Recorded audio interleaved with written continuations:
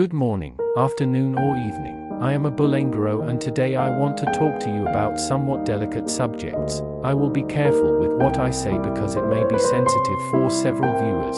And no, I will not talk about the coup d'etat. I will talk about the Second World War, different conflicts or attacks worldwide. But today in particular want to talk about the well-known Second World War. Well, to start, we have to go back to 1918. At the end of the First World War, an English soldier spared the life of a man who would be the cause of the Second World War. And yes, one I'm talking about none other than Hitler. The Austrian painter, one will call him to avoid problems with WW2 policies. Well, it all started in 1938. In that year the painter began to conquer small and medium-sized countries, not powers but still had enough power, so much so that he invaded his own country. After multiple invasions, with the help of Italy, they took quite a few countries. Worse, in September 1939 the Second World War broke out, but before starting, the painter made an alliance with the Soviet Union. Once that was done it all began, a lot of blood and deaths.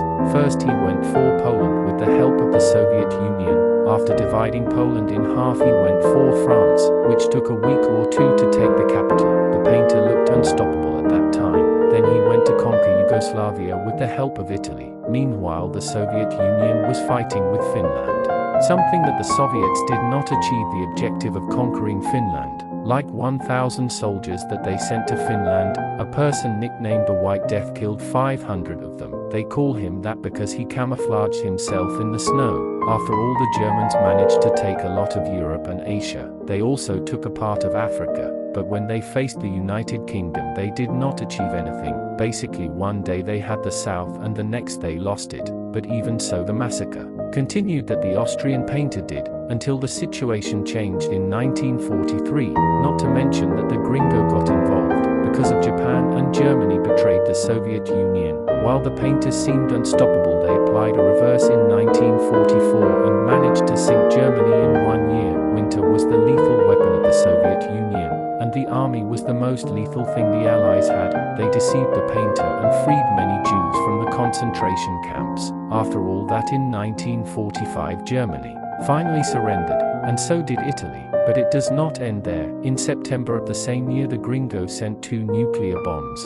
They were Little Boy and Fat Man. Yes, just as you heard, that is what the bombs were called. And a pilot in the Enola plane dropped the bombs on Hiroshima and Nagasaki. After that it all ended, not to mention that they screwed up both cities. After that started the Cold War, and everyone knows what happened. If you don't know, look for a video by Goldfish Memories. That's all for today. It took me about 2 days to finish the video, but here it is. I hope you liked it. Don't forget to subscribe and leave a like. That way, this video will be recommended and more people will see this summary. That's all. See you soon. Bye.